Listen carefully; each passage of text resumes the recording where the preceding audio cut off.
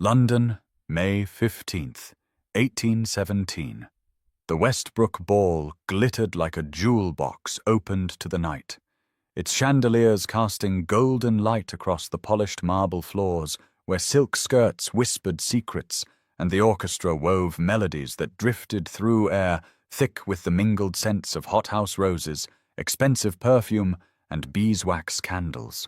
Eleanor Pembroke stood at the periphery of the ballroom, a familiar position she had long since accepted as her natural place, her gloved hands folded before her as she watched the younger debutantes whirl past in their pastel gowns, their faces bright with hope and anticipation.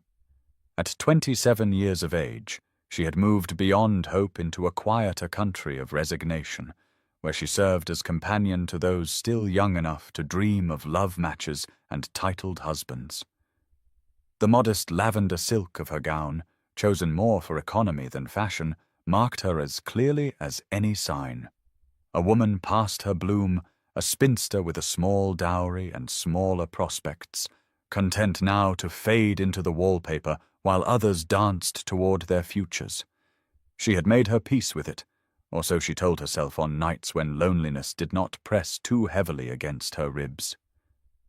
A stir rippled through the assembled guests, a collective intake of breath that drew Eleanor's attention toward the entrance where the Duke of Ashworth had just arrived, tall and commanding in his evening clothes, his dark hair touched with silver at the temples, his bearing that of a man accustomed to deference and entirely indifferent to it. Eleanor had seen him before, of course, from this same safe distance, and she observed now with detached interest as mothers positioned their daughters in his potential line of sight, as fans fluttered and eyelashes battled, and conversations grew suddenly animated in hopes of catching his notice. The whispers reached even her corner, the same whispers that attended his every appearance. 30,000 a year, vast estates in 3 counties, a lineage stretching back to the Conquest, unmarried still at 35, and therefore the most eligible prize on the marriage market. Eleanor felt no envy, only a faint amusement at the machinations, the desperate hope that masked itself as artless charm. Such pursuits were no longer hers to contemplate. She was about to turn away, to seek out the refreshment room where she might be useful, when quite suddenly the Duke's gaze swept across the ballroom and for one impossible moment seemed to meet hers directly, his grey eyes steady and penetrating even at this distance. Eleanor looked away quickly, her heart giving an unexpected flutter that she immediately dismissed as foolishness, as the reflexive response of a woman who should know better than to imagine herself seen by such a man. It was coincidence, nothing more, his eyes merely passing over her on their way to someone worthier of notice. She smoothed her skirts and lifted her chin, reminding herself that invisibility had its mercies, and returned her pjorted, attention to her proper role. Observer, not participant, in the grand theatre of other people's romantic possibilities. Eleanor had scarcely found a moment to collect herself when Lady Isabella Montague descended upon her position near the potted palms, her court train of admirers arrayed behind her like soldiers prepared for battle. "My dear Miss Pembroke," Lady Isabella began, her voice carrying that particular tone of false solicitude that always preceded cruelty, "I was just remarking to Lady Hartwell how loyal you are to remain at your aunt's side, season after season, quite the devoted companion, are you not?" The emphasis on the word companion landed like a slap, its implication clear. Eleanor had become little more than a paid attendant, a piece of furniture in her aunt's household. Eleanor maintained her composure, her spine straight despite the familiar ache of humiliation. "My aunt has been generous to me, Lady Isabella," she replied evenly. "I am grateful for her kindness." Lady Isabella's smile sharpened. "Of course you are, and it is admirable, truly, how you have accepted your situation with such grace. Not every woman can resign herself to spinsterhood with such dignity. I confess I should find it quite unbearable myself. But then I was fortunate enough to secure Lord Montague during my first season." The words were arrows, each one carefully aimed. Another woman in the circle, a younger debutante with more beauty than sense, tittered behind her fan.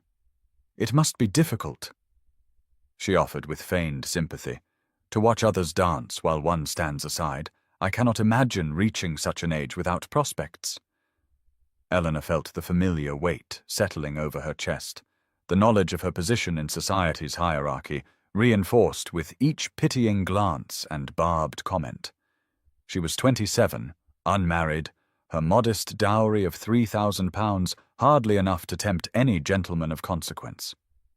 Her father's death 5 years prior had left her mother and herself in reduced circumstances, dependent upon the charity of her mother's sister, Lady Catherine Whitmore.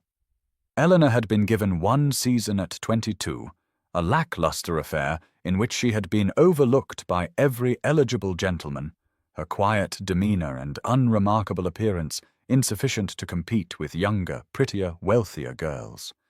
She had learned then what she was in the eyes of society: invisible, negligible, a woman whose value had expired before it was ever truly recognized. The resignation had come slowly, settling into her bones like winter cold, until she convinced herself she had made peace with a future of dependence and irrelevance.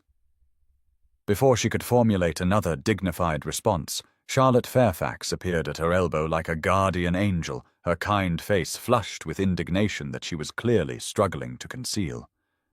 "Eleanor, there you are," Charlotte said firmly, linking her arm through Eleanor's. "I have been searching everywhere for you. Come, let us find the refreshment room. I am positively parched." She steered Eleanor away from Lady Isabella's circle with determined purpose, and Eleanor allowed herself to be rescued, grateful beyond words for this singular friend who had never treated her as less than worthy. And now's the time to stop and subscribe to our channel. Every subscriber brings us closer to 1,000, which helps us keep these stories alive and coming your way. If you enjoyed this video, don't forget to like it and drop a comment telling us where you're watching from. It's always amazing to see how far these tales travel across the world. Now let's continue. Eleanor had scarcely settled back into the ballroom, her heart still racing from Charlotte's rescue, when Lord Frederick Hastings materialized before her in a quiet corridor just beyond the main doors, his expression a mixture of determination and something she could not quite name, but recognized nonetheless as calculation. "Miss Pembroke," he began, his voice too loud in the hushed space, his hands fidgeting with his gloves in a manner that betrayed his agitation. "I wonder if I might have a word with you in private, a matter of some importance." Eleanor felt Charlotte's hand slip from her arm as her friend retreated a few discreet steps, and she nodded to Lord Hastings with cautious courtesy, noting the faint sheen of perspiration on his brow despite the coolness of the corridor. He cleared his throat, glanced behind him as if to ensure they were unobserved, then launched into what could only be described as a proposal, though it lacked any trace of romance or genuine affection. "Miss Pembroke, you are a woman of sense and quiet virtue," he said, his eyes sliding away from hers to focus somewhere over her shoulder. "I find myself in need of a wife who understands the practicalities of matrimony, someone who will not expect foolish sentimentality, but who can manage a household with economy and discretion." Eleanor felt the words land like stones in her chest, each one confirming what she had already suspected. Lord Hastings was known throughout society to be deeply in debt, his estate mortgaged, his creditors growing impatient, and here he stood before her seeking not a wife, but a solution to his financial troubles, her modest £3,000 suddenly transformed in his eyes into salvation. She studied his face, the weak chin, the eyes that would not meet hers, the mouth that spoke of her virtues, while his mind calculated her worth in pounds and pence. "My lord," she said quietly, her voice steady despite the humiliation that burned in her throat. "I am sensible of the honor you do me, but I must decline." His expression shifted immediately from nervous hope to something harder. A flash of anger quickly concealed beneath a veneer of politeness. "You decline," he repeated, as if the words made no sense to him. "Miss Pembroke, I do not think you understand your position. You are not likely to receive many such offers. You should consider carefully before refusing." The condescension in his tone stiffened her spine. "I have considered, my lord, and my answer remains unchanged. I will not marry where there is no genuine regard. I would rather remain as I am." He stared at her for a long moment, his jaw working as if he wished to say more, then offered a curt bow that barely qualified as courtesy. "As you wish, Miss Pembroke. I hope you do not come to regret your decision when you find yourself with no prospects at all." He turned on his heel and strode back toward the ballroom, leaving Eleanor alone in the corridor, her hands trembling slightly as she pressed them against her stomach. Charlotte reappeared instantly, her face flushed with indignation. "Eleanor," she whispered urgently, "please tell me he did not just propose to you in that mercenary fashion." Eleanor nodded, managing a shaky smile. "He did, and I refused him, though I suspect I have just confirmed society's view that I am a fool." Charlotte embraced her fiercely. "You are no fool. You are worth 1,000 men like Frederick Hastings." They stood together for a moment, Eleanor drawing strength from her friend's loyalty, before returning to the ballroom where she caught sight of the Duke of Ashworth standing near the windows, his grey eyes resting on her with an expression of unmistakable interest that sent a wholly unexpected flutter through her chest, before she dismissed it as impossible and looked away. Eleanor had scarcely recovered her equilibrium from Lord Hastings's mercenary proposal when she found herself intercepted near the refreshment table by Lord George Langley, whose approach was far more polished than his predecessors, but no less calculated beneath its veneer of courtesy. "Miss Pembroke," he began with a practiced smile that did not quite reach his eyes, "I have been hoping for an opportunity to speak with you privately. Might I steal a moment of your time?" She inclined her head, her heart sinking as she recognized the particular intensity in his expression, the same determination she had seen in Lord Hastings's face mere minutes before. Lord Langley guided her to a relatively quiet alcove near the potted ferns, his hand briefly touching her elbow in a gesture that presumed a familiarity they did not share. "Miss Pembroke," he continued, his voice smooth and measured, "I have long admired your quiet dignity and good sense, qualities that are far too rare in society today, and I believe we might suit each other admirably." Eleanor felt the familiar weight of resignation settling over her shoulders, even as she maintained her composure, her years of navigating social situations, despite her peripheral position, lending her a certain protective detachment. "You are very kind, my lord," she replied carefully, "but I confess I am surprised by your attention. We have barely exchanged more than pleasantries in all our acquaintance." He had the grace to look slightly abashed, though his determination did not waver. "That is true," he admitted. "But I have observed you closely, Miss Pembroke, and I believe a union between us would be most prudent. Your family connections through Lady Catherine are impeccable, and your aunt's influence in certain circles would be of considerable benefit, while I could offer you the security of marriage and a respectable position." There it was, Eleanor thought with a clarity that was almost painful. The true nature of his interest laid bare, with only the thinnest pretense of romantic regard. He sought not her but what she represented, the connections she could provide, the modest dowry that might ease whatever financial pressures he faced, the respectability of an alliance with Lady Catherine Whitmore's niece. "Lord Langley," she said gently but firmly, her voice carrying a strength that surprised even herself, "I appreciate your honesty in acknowledging the practical benefits you foresee in such a match. But I must ask you directly, is there any genuine affection in your regard, any true esteem beyond these calculations of advantage?" He faltered, his practiced composure slipping as he realized she had seen through his careful presentation. "Miss Pembroke, well, affection would surely grow with time. These things develop naturally in marriage, and mutual respect is a far firmer foundation than fleeting passion." Eleanor felt a surge of something she had not experienced before. Not mere resignation, but a quiet anger at being valued only for what she could provide, rather than who she was. "My lord," she said with unmistakable finality, "I will not be anyone's prudent choice. I will not marry for convenience or connections. If I am ever to marry, it will be to someone who values me for myself, not for what advantages I might bring. I must decline your offer." His expression shifted from surprise to irritation, a flush creeping up his neck as he absorbed her refusal. "You are making a grave mistake, Miss Pembroke," he said stiffly.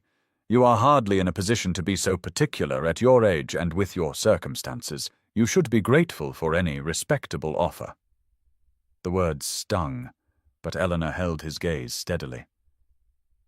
"Perhaps you are right, my lord, but I would rather face whatever future awaits me with dignity than accept a marriage devoid of genuine regard. I wish you well in finding a wife more suited to your requirements." She turned away before he could respond, her hands trembling slightly as she made her way back toward the ballroom, and she was acutely aware of the whispers that had begun to circulate. The sidelong glances and raised eyebrows, as word spread that Eleanor Pembroke had refused not one but 2 proposals in a single evening, and she heard Lady Isabella's voice rising above the murmurs with cruel clarity.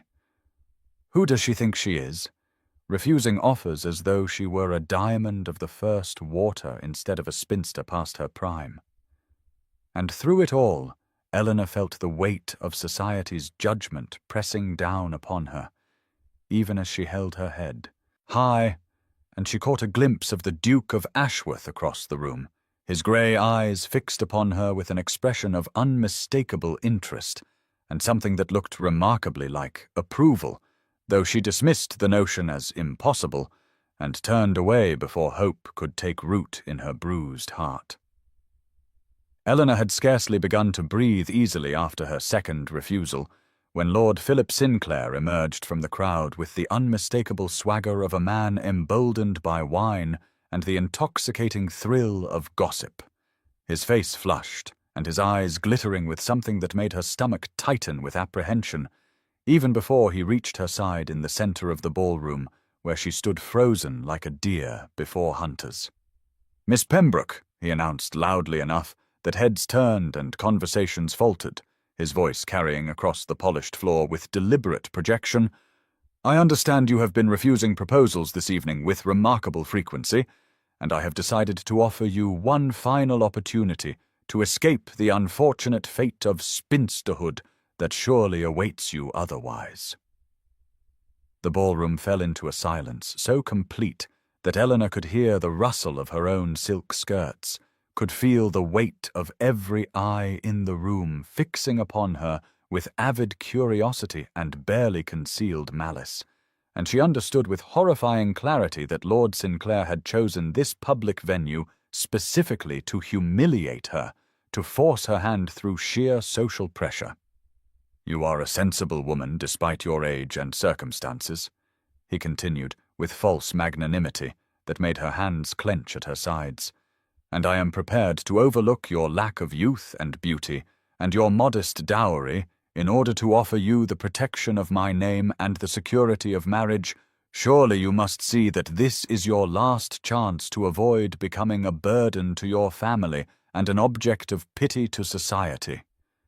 Eleanor felt her face burn with humiliation, even as something inside her rebelled against his words, against the assumption that she should be grateful for such condescension, against the idea that any marriage was better than none, regardless of the absence of respect or affection. The temptation rose within her to simply accept, to end this excruciating scrutiny, to secure the safety of a position however loveless. But even as the word yes formed on her tongue, she remembered Lord Hastings' calculating eyes and Lord Langley practical assessment, and she understood with sudden fierce clarity that accepting such a proposal would be a betrayal of everything she valued in herself, that she would rather face whatever lonely future awaited her than spend her life with a man who viewed her as a charitable project. "My lord," she said clearly, her voice steady despite the trembling in her limbs, "I must decline your generous offer. I am sensible, as you say, sensible enough to know that marriage without genuine regard is no marriage at all, and I will not accept a proposal motivated by pity or by the entertainment value of public spectacle." Gasps rippled through the assembled guests, and Lord Sinclair's face darkened with anger and embarrassment, and somewhere to her left, Eleanor heard Lady Isabella's distinctive laugh ringing out with cruel delight. "The foolish creature refuses even Philip Sinclair," Lady Isabella's voice carried across the silence. "Who does she imagine will want her now, a woman of 27 with no fortune and no beauty, and now a reputation for ridiculous pride?" Eleanor felt her composure crack under the weight of judgment pressing down upon her from all sides, felt tears burning behind her eyes, and a desperate need to escape before she broke entirely in front of this audience that waited with barely concealed anticipation for her humiliation to be complete. And she turned blindly toward the terrace doors, seeking air and darkness and solitude where she might collect the shattered pieces of her dignity before anyone could witness her cry. Before Eleanor could reach the sanctuary of the terrace doors, before she could escape the suffocating weight of judgment and mockery that pressed upon her from all sides, a presence materialized at her elbow with such quiet authority that the very air around her seemed to shift and steady, and she turned to find herself looking up into the grey eyes of Alexander Ravenscroft, the Duke of Ashworth, whose expression held none of the pity or amusement she had braced herself to see, but rather a calm concern that made her breath catch in her throat. "Miss Pembroke," he said in a voice that carried just enough to be heard by those nearest them, but no further. His tone infused with a quiet command that seemed to still the whispers surrounding them. "Are you quite well? May I offer you my assistance?" Eleanor struggled to find words, struggled to maintain the composure that had carried her through 3 humiliating proposals and the cruel laughter of Lady Isabella's set, and she was acutely aware that every eye in the ballroom had shifted from her humiliation to this new and utterly unexpected development. "Your Grace," she managed, her voice barely above a whisper. I was just seeking some air. I did not mean to cause such a disturbance." He studied her face for a long moment, and she had the strangest sensation that he saw past the flushed cheeks and trembling composure to the wounded dignity beneath, that he understood in some fundamental way the cruelty she had just endured. "Then permit me to escort you to the terrace," he said, offering his arm with a formality that somehow conveyed both respect and protection. "The evening is warm, and you look as though you could benefit from a moment away from the crowd." Eleanor hesitated, confused by his intervention, and terrified that accepting his assistance would only add fuel to the gossip already burning through the ballroom.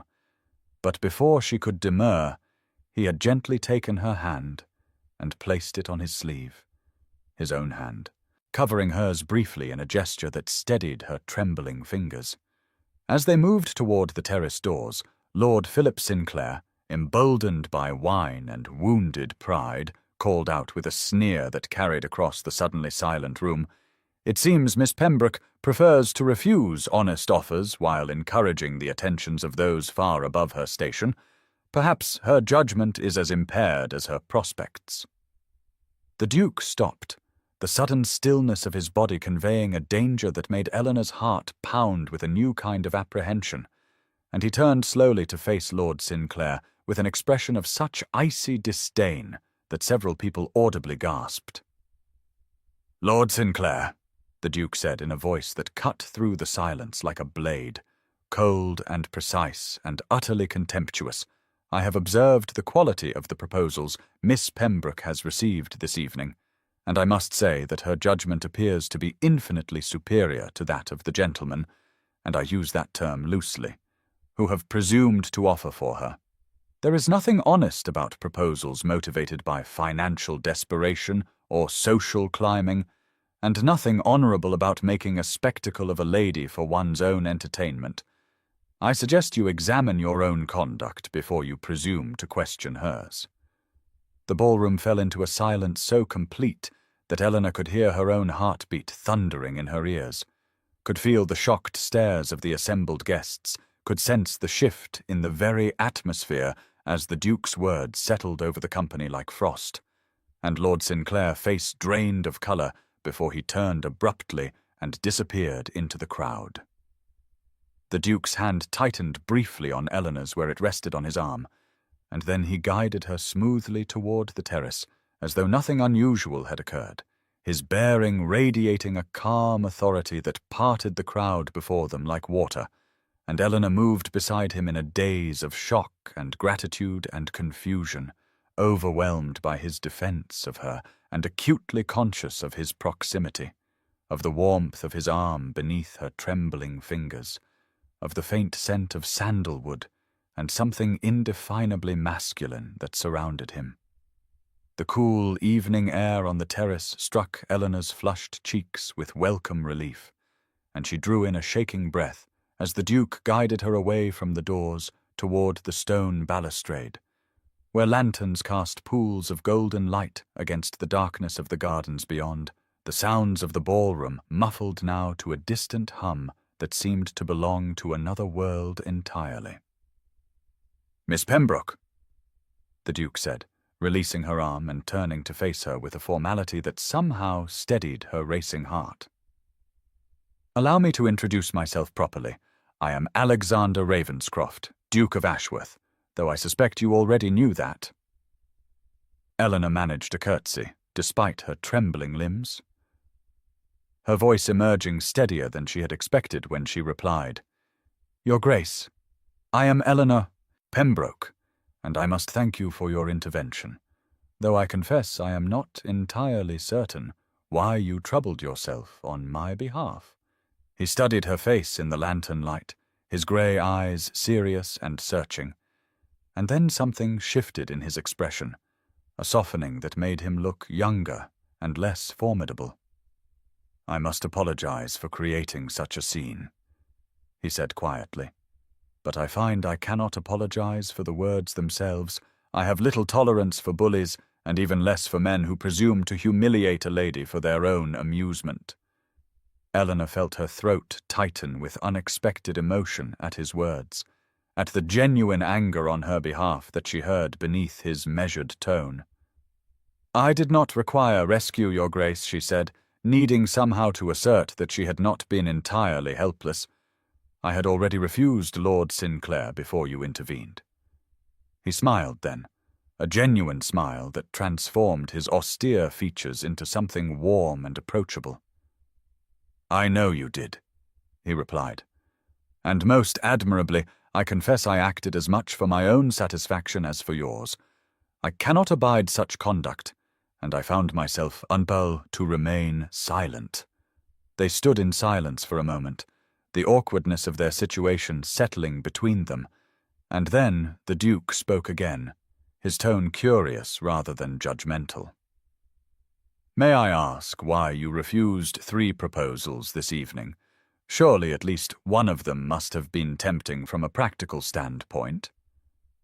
Eleanor felt a spark of something, anger perhaps, or simply the recklessness born of a night that had already stripped away her usual caution, and she lifted her chin to meet his gaze directly.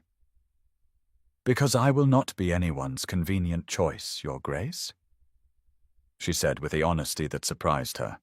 I will not marry a man who views me as a solution to his financial difficulties, or a prudent investment, or a charitable project. I would rather remain a spinster all my days than accept a proposal devoid of genuine regard." The Duke's expression shifted again, something like respect kindling in his eyes as he listened to her words. "That is a brave stance," he said softly. "Particularly given society's view of unmarried women of a certain age, you must have considerable strength of character to maintain such principles in the face of such pressure." Eleanor felt heat rise to her cheeks again, but this time it was not shame, but rather a confused pleasure at being truly seen, truly heard by this man who had no reason to care about her circumstances. "I have had 5 years to reconcile myself to spinsterhood, Your Grace," she replied. "My father's death left us in reduced circumstances, and I had one unsuccessful season before I accepted my situation. I suppose I have simply learned that some fates are worse than loneliness." He was quiet for a long moment, his gaze still fixed on her face with an intensity that made her acutely conscious of every breath she drew. "I understand that rather well," he said finally. "I have been pursued. For my title since I came of age, I am intimately acquainted with proposals motivated by everything except genuine affection or compatibility. It is wearying to be valued only for what one possesses rather than who one is." Eleanor felt something shift between them in that moment, a recognition of shared experience that transcended the vast gulf of their social positions, and she found herself relaxing slightly, despite the strangeness of the situation. The Duke seemed to sense the shift as well, for he stepped closer, his voice dropping to a more intimate register. "Miss Pembroke, may I have your permission to call on you tomorrow? I find myself very much wishing to continue this conversation in less dramatic circumstances." Eleanor stared at him, certain she had misheard, certain this entire evening was some fever dream from which she would soon awaken. "You wish to call on me?" she repeated, disbelief coloring every word. He smiled again, that warm transformation of his features. "Very much so, if you will permit it." Eleanor found herself nodding before conscious thought could intervene, before doubt and common sense could reassert themselves. "Yes, Your Grace, you may call, though I confess I cannot fathom why you would wish to." The Duke's words hung in the air between them for one final suspended moment, and then he was offering his arm again and guiding Eleanor back through the terrace doors into the brilliance and heat of the ballroom, where the music still played and dancers still turned in their elegant patterns, but where every head seemed to swivel toward them as they entered, the whispers starting up again like wind through dry leaves, building in intensity as the Duke kept Eleanor's hand tucked firmly into the crook of his elbow and steered her not toward Lady Catherine, but directly across the floor in a path that took them through the very center of the gathered crowd. Eleanor felt the weight of every stare like a physical touch, felt her cheeks burning and her heart hammering against her ribs as she struggled to maintain her composure while the Duke moved with unhurried confidence as though he had every right to command the attention of the entire assembly. And perhaps he did. Perhaps dukes simply existed in a realm where social conventions bent around them like light around the sun. They were halfway across the floor when the Duke paused, his hand tightening briefly on hers in a gesture that might have been reassurance or warning, and then his voice rang out clear and carrying in a tone that demanded attention. "Lady Catherine, I hope you will forgive the presumption, but I believe Miss Pembroke is feeling unwell, and I have taken it upon myself to ensure she is escorted home safely." Eleanor saw her aunt's face across the room, saw the confusion and alarm, and something that might have been calculation flash across those familiar features, before Lady Catherine rallied with admirable speed and began making her way toward them through the crowd that parted before her like water.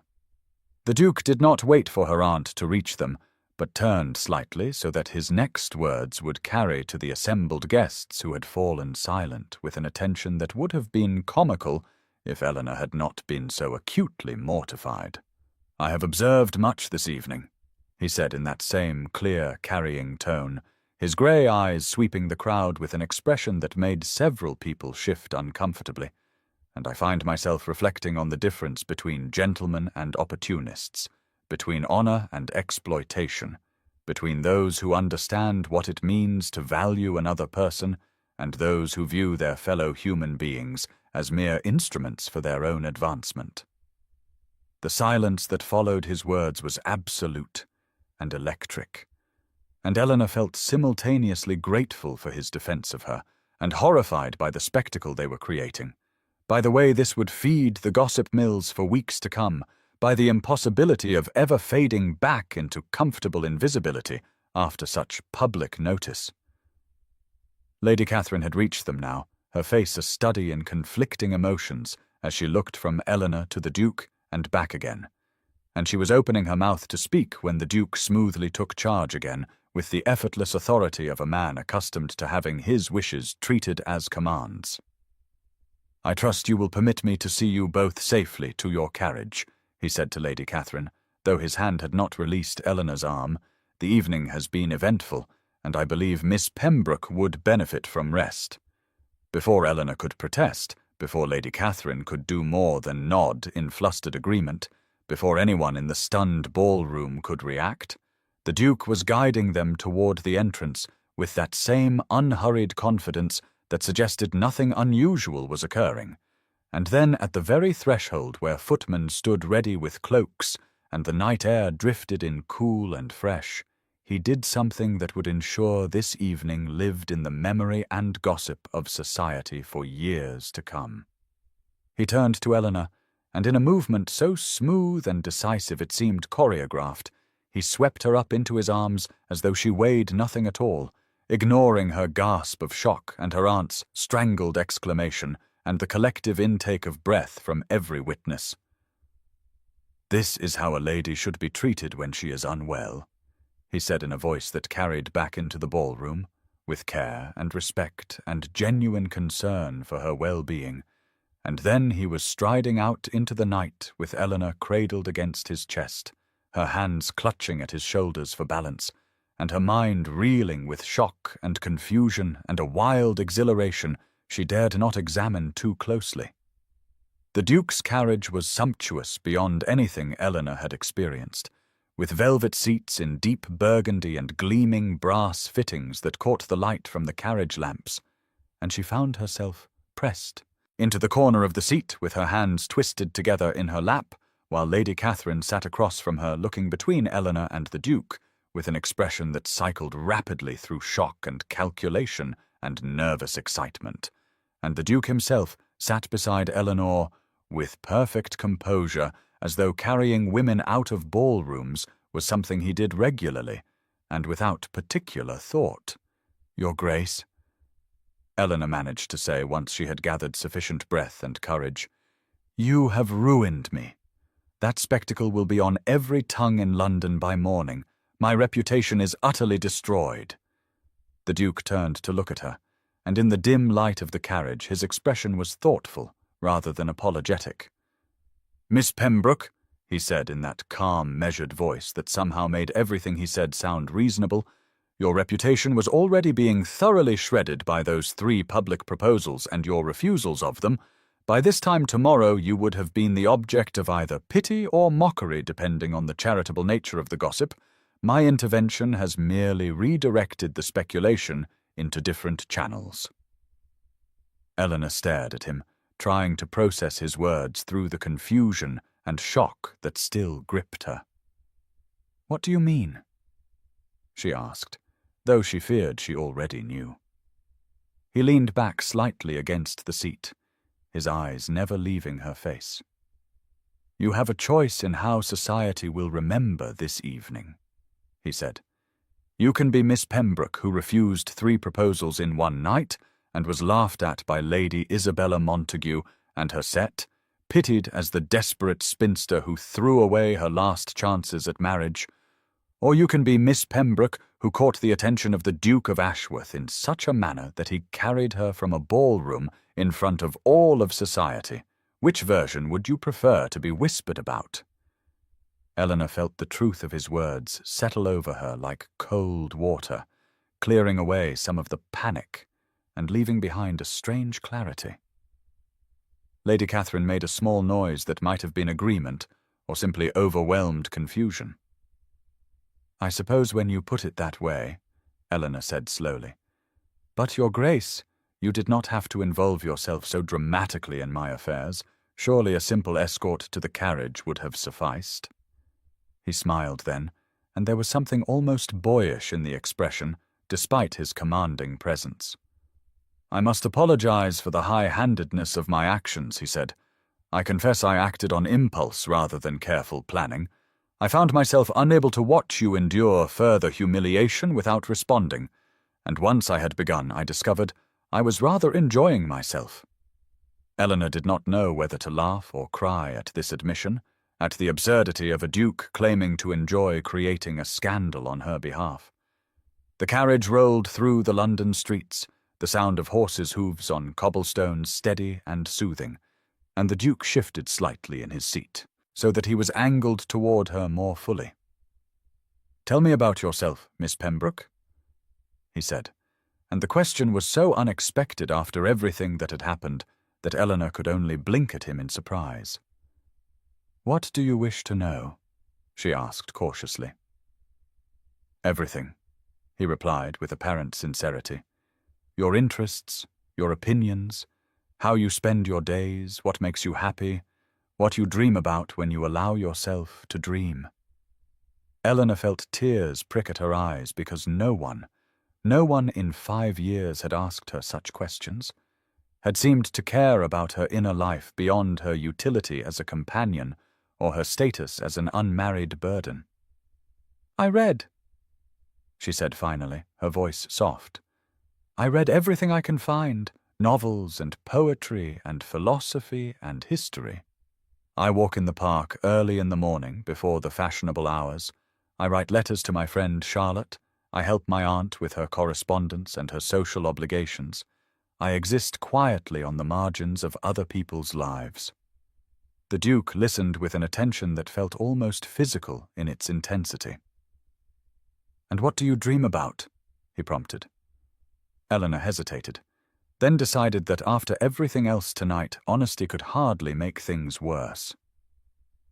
"I dream about mattering," she whispered, "about being seen as something other than a failure or an obligation, about having a purpose beyond simply existing until I die."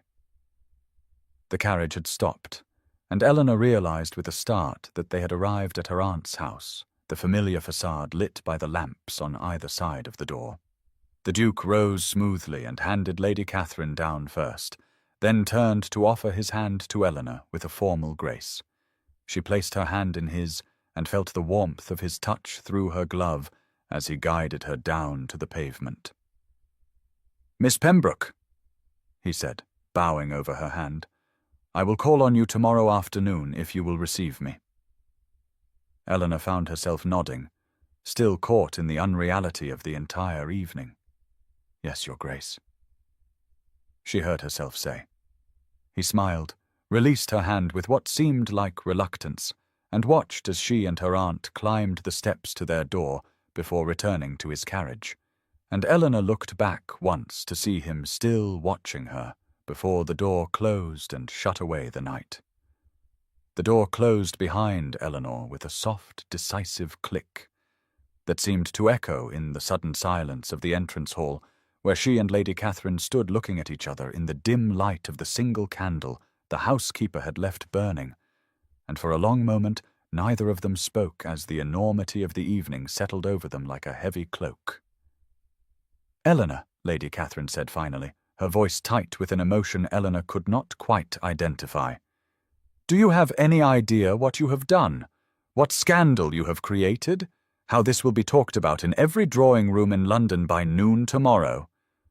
Eleanor felt exhaustion sweep over her in a wave so powerful she had to reach out and steady herself against the wall, the smooth, cool plaster grounding her in reality after the dreamlike unreality of the past hours.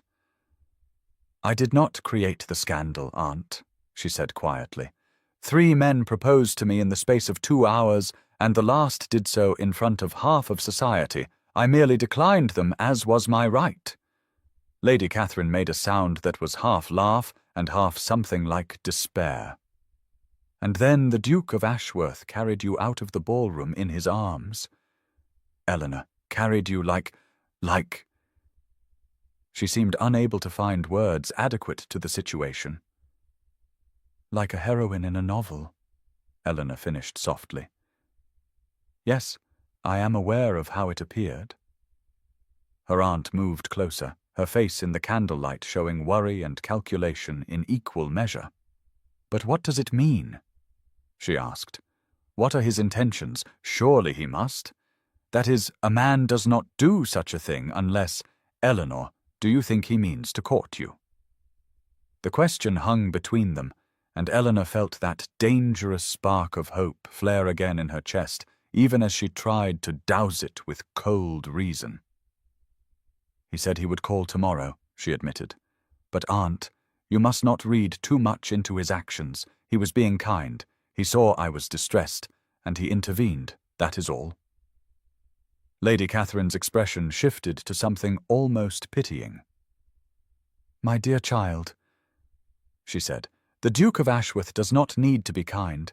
Men of his rank and wealth are not kind unless they choose to be, and they certainly do not create massive social scandals out of kindness alone." Eleanor felt tears threaten again, and blinked them back fiercely. "I cannot hope," she whispered. "I cannot allow myself to believe that a man like that would truly be interested in someone like me. It would break me when the truth becomes clear." Her aunt reached out and squeezed her hand briefly before turning toward the stairs. "Go to bed, Eleanor," she said. "Tomorrow will come soon enough, and with it whatever answers the Duke chooses to provide. But I will tell you this, I have watched society for 40 years, and I have never seen a man look at a woman the way he looked at you tonight." Eleanor climbed the stairs to her small room under the eaves, the room she had occupied for 5 years since coming to live with her aunt after her father's death, the room that had become both refuge and prison in its familiar plainness. She sat at her dressing table and looked at her reflection in the wavering candlelight, searching for whatever the Duke might have seen when he looked at her. But she saw only what she always saw, a too thin face with unremarkable features, brown hair that never quite stayed pinned properly, grey eyes that seemed perpetually tired, the face of a woman resigned to invisibility. She undressed slowly, her fingers clumsy on the buttons and laces, and pulled on her nightgown before climbing into bed. But sleep would not come despite her exhaustion. Instead, she lay in the darkness and replayed every moment of the evening. Every word the Duke had spoken, every look he had given her, searching for meaning and finding only confusion and that treacherous, persistent hope that refused to be extinguished no matter how firmly she lectured herself about the foolishness of expecting miracles. Eleanor woke the next morning to spring sunlight streaming through her bedroom window with a brightness that felt almost accusatory given the tumultuous darkness of her thoughts through the sleepless night. And for a moment she lay still and wondered if the entire evening had been some sort of fever dream born of exhaustion and loneliness. But then she moved her hand and felt the soreness in her shoulders from being carried, and knew with absolute certainty that it had all been real. She rose and dressed with the help of the maid her aunt employed, a girl named Betsy, who looked at Eleanor with barely concealed curiosity and excitement that suggested the servants had already heard every detail of the previous night's scandal. And Eleanor found she did not have the energy to maintain her usual reserved distance, but instead simply allowed herself to be helped into a day dress of pale blue muslin that she knew did nothing for her colouring, but was at least clean and pressed. When she descended to the breakfast room, She found Lady Catherine already there, with an array of correspondence spread before her, and an expression of such mingled agitation and satisfaction that Eleanor had to suppress an inappropriate urge to laugh. "Good morning, Aunt," she said quietly as she took her seat and accepted a cup of tea from the hovering Betsy. "Good morning indeed," Lady Catherine replied. "We have had 14 calling cards left already this morning, and it is barely past 10. Half of London wishes to call on us this afternoon, no doubt hoping to extract every detail of last night's drama. And there is this." She pushed forward a card of such heavy cream stock that Eleanor knew before looking what it must be. And sure enough, when she picked it up, she saw the Duke of Ashworth's name, embossed in elegant script above a message in a bold, masculine hand, expressing his hope that Miss Pembroke had suffered no ill effects from the evening's excitement, and his intention to call at 3 in the afternoon, if that time was convenient.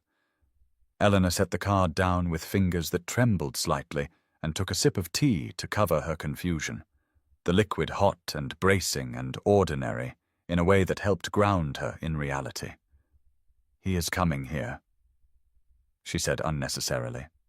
"Of course he is coming here," Lady Catherine said with an edge of impatience. "A man does not behave as he did last night and then simply disappear. Eleanor, you must prepare yourself for the possibility that his intentions are serious." Eleanor shook her head slowly, trying to hold on to the protective cynicism that had sustained her through 5 years of disappointment. "He was being kind, Aunt. He saw a woman in distress, and his chivalrous nature compelled him to intervene. That is all. You must not build castles in the air, or you will make us both ridiculous." Lady Catherine looked at her with an expression Eleanor could not quite interpret, something between pity and exasperation, and perhaps affection. "My dear girl," she said more gently, "I know you have been hurt. I know society has been cruel to you, but the Duke of Ashworth is 32 years old, and has been the most sought-after man in England for over a decade. If he wished merely to be kind, he could have offered you a polite escort to your carriage. He did not need to create the spectacle he created unless he wished to make a statement." Before Eleanor could respond, there was a commotion in the entrance hall, and then Betsy appeared again, looking flustered and excited, carrying an enormous arrangement of white roses and lilies, so extravagant that it must have cost more than Eleanor's dress allowance for an entire year.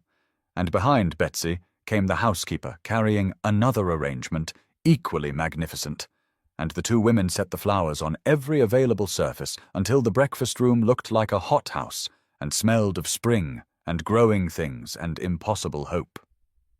The drive through Hyde Park at the fashionable hour of 5 in the afternoon was an experience Eleanor had observed countless times from the periphery, but had never imagined experiencing herself. Yet here she sat beside the Duke of Ashworth in his magnificent barouche, drawn by a perfectly matched pair of grey horses, aware with every nerve in her body of the eyes upon them, and the whispers that followed their progress along the wide, tree-lined paths where all of fashionable London came to see and be seen.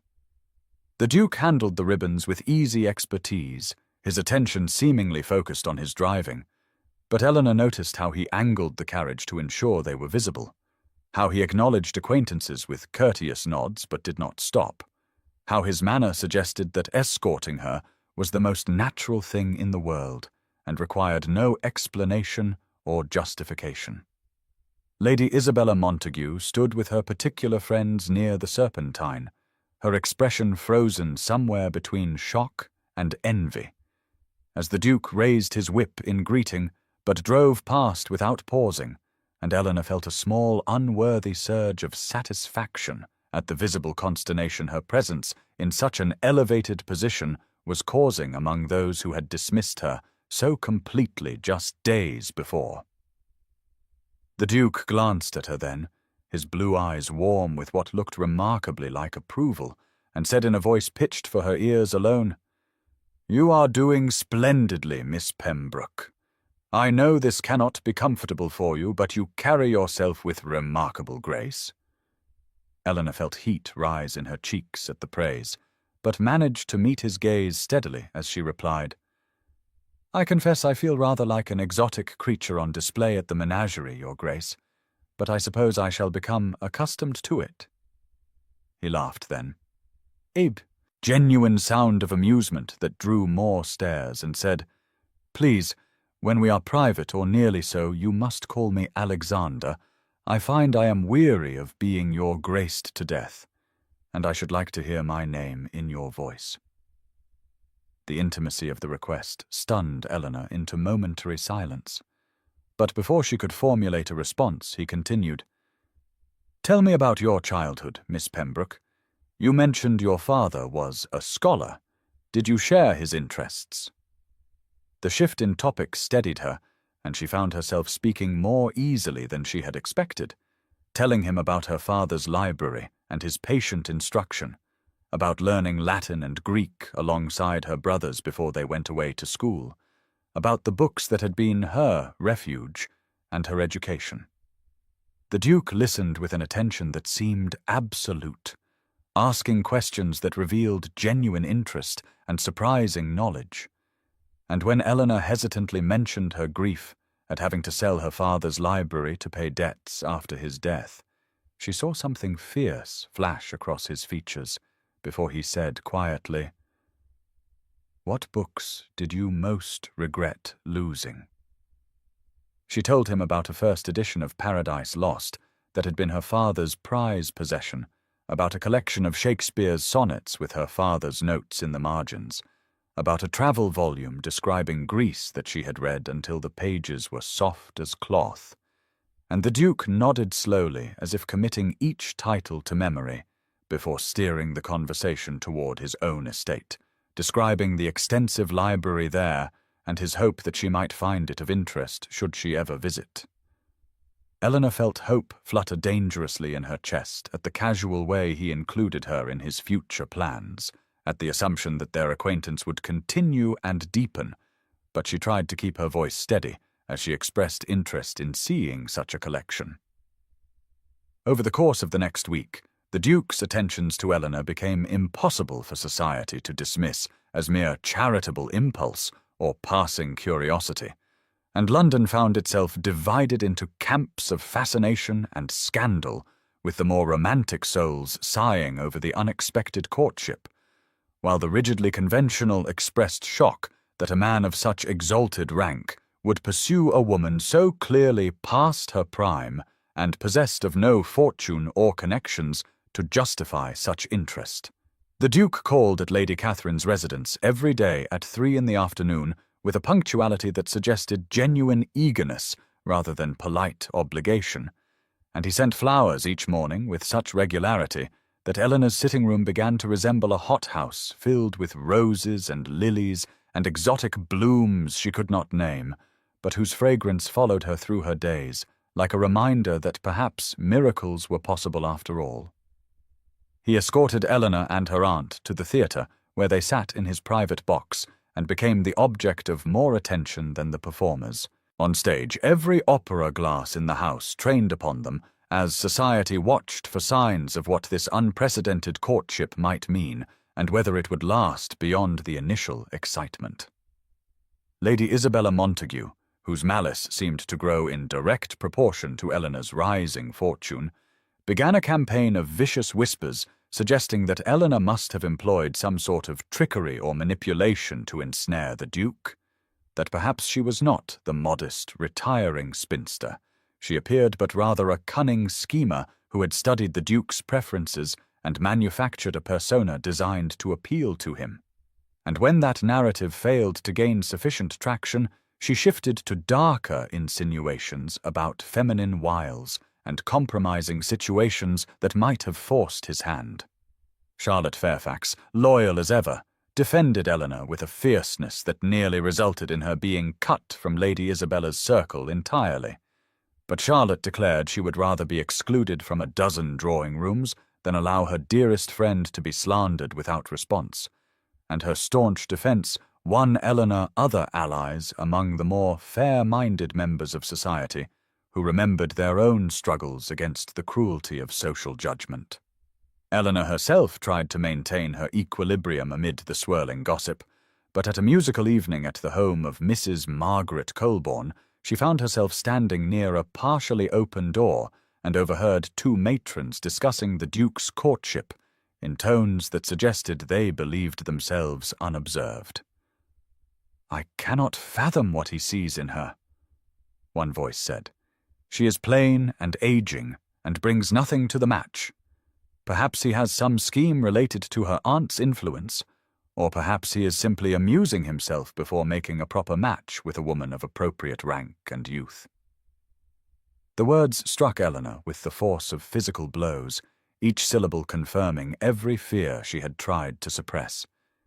And she felt the familiar shame rise in her throat, along with the old conviction that she was indeed unworthy of the Duke's regard, and that eventually he would see her as society did, and realize his mistake.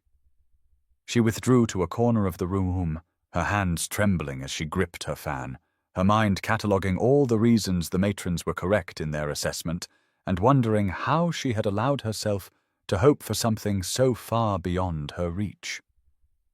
Lady Catherine found her there and sat beside her without speaking for a long moment before saying quietly, "You heard something that has distressed you." Eleanor nodded, not trusting her voice, and her aunt continued, "The Duke is no fool, Eleanor. He has been pursued by every ambitious mamma and scheming miss in England for more than a decade, and he has never shown the slightest inclination toward any of them until now. Do you truly believe he would invest this much time and public attention in you if his feelings were not genuine?" The words were blunt but kind, and Eleanor felt something loosen slightly in her chest, even as doubt continued to whisper that perhaps her aunt was wrong, that perhaps the Duke's interest would fade once the novelty wore off, and he remembered that he could have anyone. The soiree at Mrs. Colborne's residence continued with musical performances and polite conversation, but Eleanor found herself unable to rejoin the gathering with her usual composure, retreating instead to a small withdrawing room where she stood by the window looking out at the lamplit street below and trying to quiet the storm of doubt that had been unleashed by those carelessly cruel words she had overheard. The voices of the two matrons echoed in her mind with relentless persistence, each word a confirmation of fears she had tried desperately to suppress, and she found herself cataloguing once again all the reasons why the Duke's interest could not possibly be what it seemed, why a man of his position and prospects would surely come to his senses and realize that Eleanor Pembroke, with her 27 years and modest inheritance and unremarkable appearance, was a poor choice indeed when he could have any bright young beauty in England. She heard the door open behind her, but did not turn, assuming it was her aunt come to coax her back to the company. But then she heard his voice, low and concerned, asking Miss Pembroke, "Are you unwell?" And her heart gave a painful lurch because of course he had noticed her absence, and of course he had come to find her, and she did not know whether to be grateful or ashamed that she was so transparent to him. Eleanor turned slowly to face him, acutely aware that they were alone in the small room with the door still partially open for propriety, but nevertheless creating an intimacy that made her feel even more vulnerable. And she saw immediately that his expression was serious, his blue eyes searching her face with an intensity that suggested he would not be satisfied with polite evasions. "I am quite well, Your Grace," she managed to say, but her voice betrayed her, and he crossed the room in 3 swift strides to stand before her, close enough that she could see the concern etched in the lines around his eyes. "You are not well," he said quietly. "Something has distressed you, and I would know what it is. Has someone said something to upset you?" Eleanor felt tears prick at her eyes, and hated herself for the weakness.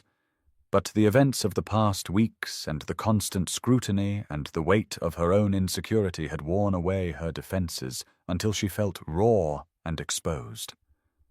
She looked down at her hands, twisting together in an unconscious gesture of anxiety, and said in a voice barely above a whisper, I cannot help but wonder if your attentions, if all of it is real, or if I am deceiving myself into believing something that cannot possibly be true."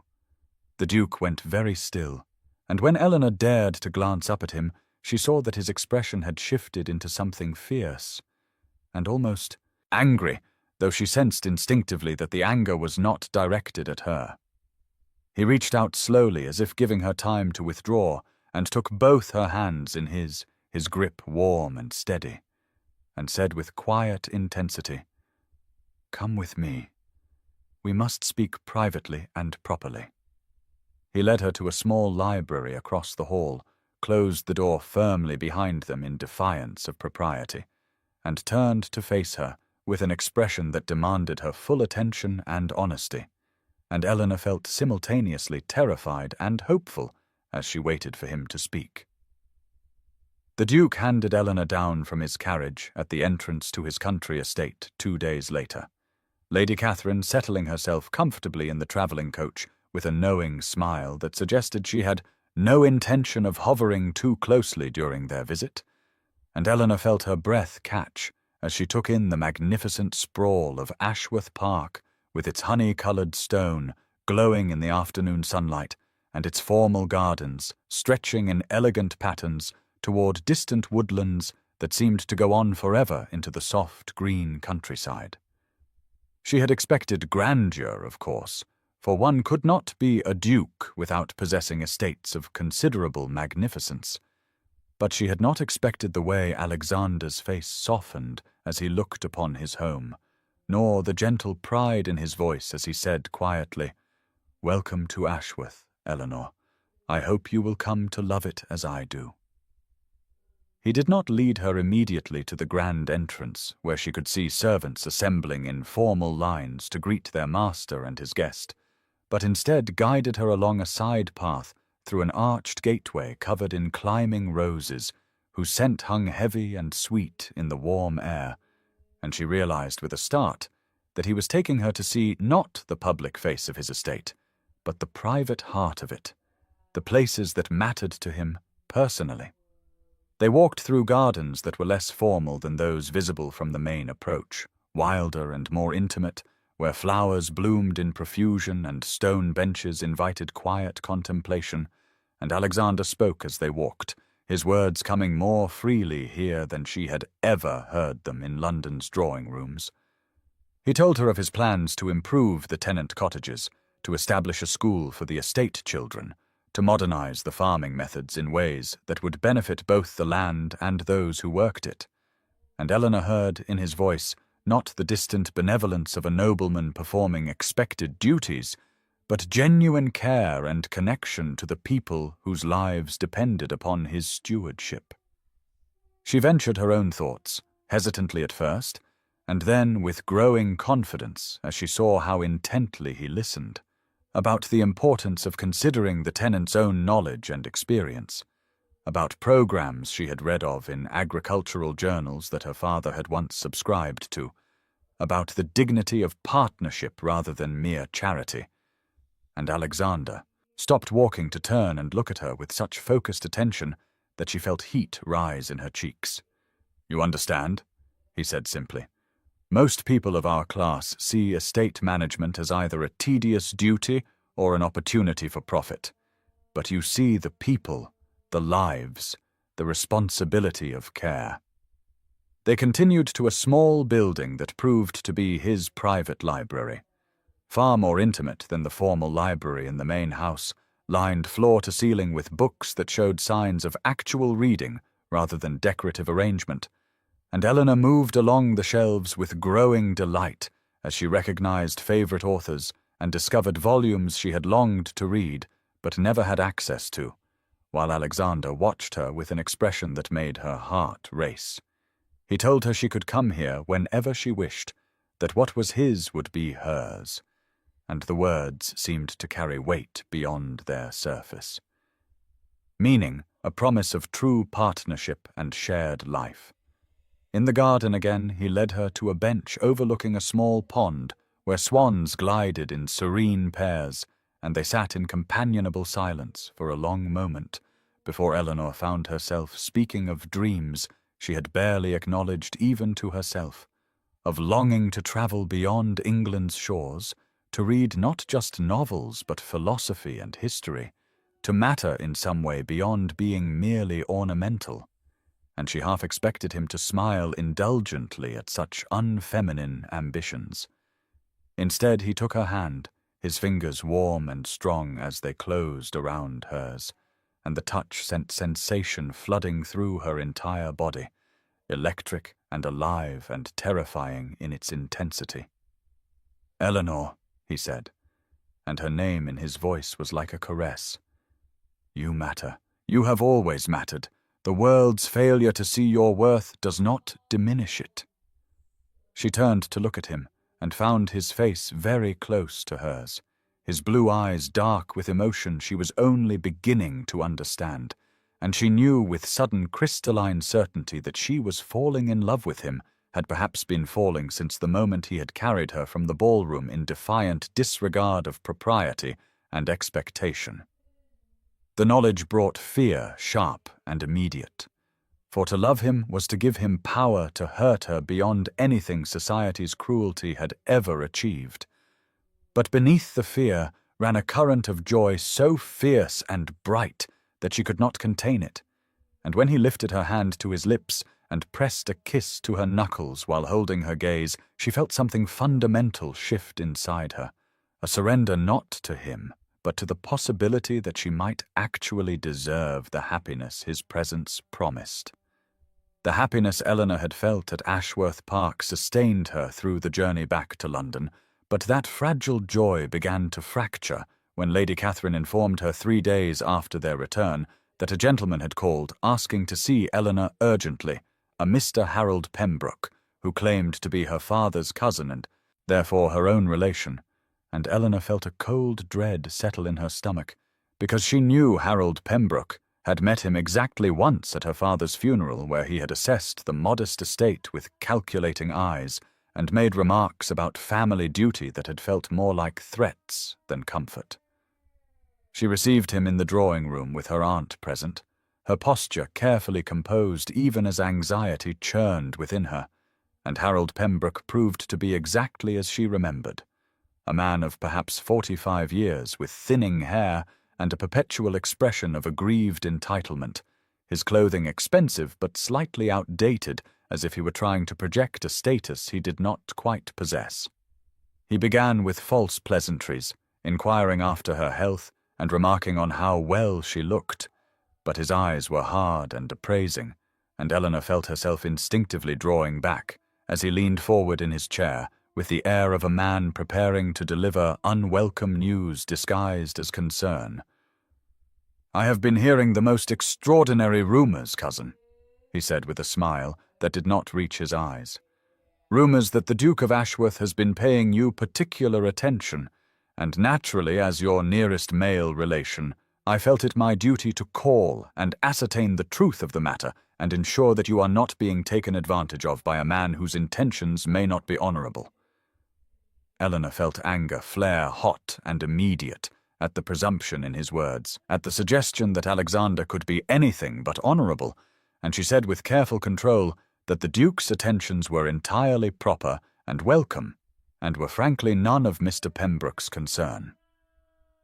Harold's expression shifted into something harder, the pretense of avuncular concern dropping away to reveal the calculation beneath, and he said bluntly that, as the heir to what little remained of her father's estate, should she remain unmarried, he had every right to concern himself with her affairs, particularly when she seemed determined to throw herself away on a man who was clearly amusing himself at her expense. The words struck at Eleanor's deepest insecurities, the fears she had been fighting so hard to overcome, and she rose from her chair with as much dignity as she could muster, and informed Mr. Pembroke that his visit was concluded and his opinions unwelcome. He stood as well, his face flushing with anger, and said that she was a fool if she believed a duke would actually marry a woman of her age and circumstances, that she was setting herself up for ruin and humiliation, and that when the duke inevitably abandoned her, She should not expect Harold to clean up the mess of her reputation or her prospects. Lady Catherine, who had been silent until now, rose with surprising authority and rang for the butler, instructing that Mr. Pembroke be shown out immediately, and Harold left with a final warning that Eleanor would regret not listening to the counsel of her family and that there would be consequences for her stubborn pride. When he had gone, Eleanor sank back into her chair, trembling with a mixture of rage and fear, because while she knew his words were motivated by his own selfish interest in maintaining his claim to her modest inheritance, they had nonetheless struck at the heart of her vulnerability and awakened all the doubts she had been trying so desperately to silence. Lady Catherine came to sit beside her, taking her hand with uncharacteristic gentleness, and said that Harold Pembroke had always been a grasping, unpleasant man, and that his opinion was worth less than nothing.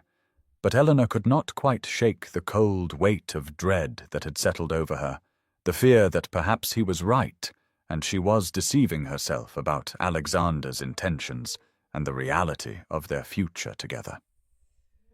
The Duke called on Eleanor the very next afternoon, arriving precisely at the hour when Lady Catherine would customarily be taking her tea in the conservatory. And when the butler showed him into the drawing-room, Alexander took one look at Eleanor's pale face and the tension in her shoulders, and asked the butler to inform Lady Whitmore that he required a brief private word with Miss Pembroke on a matter of some urgency, the authority in his voice such that the servant bowed and withdrew without question, despite the impropriety of leaving them unchaperoned. Eleanor stood near the window where the afternoon light seemed to illuminate every line of worry on her face, and Alexander crossed the room to her with swift concern, taking her hands in his and finding them cold despite the warmth of the day, and he said gently, "Eleanor, what has happened? You are distressed." She tried to smile, to dismiss his concern, but found she could not maintain the pretense under the steady kindness of his gaze, and the words came spilling out in a rush of fear and confession, all the poison that Harold Pembroke had planted in her mind about how she was not enough, how Alexander would surely come to regret his choice, how society would never truly accept their union, how she was bringing him nothing but trouble and scandal when he deserved a bride who would be an asset to his position rather than a liability to his reputation. She spoke of her age, her modest circumstances, her complete lack of the accomplishments and connections that a duchess should possess, and she heard her voice breaking as she said that perhaps Harold was right, and she was being foolish and selfish to imagine that she could ever truly be worthy of the life Alexander was offering her. He listened without interruption, his hands tightening around hers, and when she finally fell silent, exhausted by the outpouring of all her deepest insecurities, he drew her to the sofa and sat beside her, not releasing her hands but holding them as if they were something infinitely precious. "Eleanor," he said, and his voice was rougher than she had ever heard it, raw with an emotion that made her heart clench.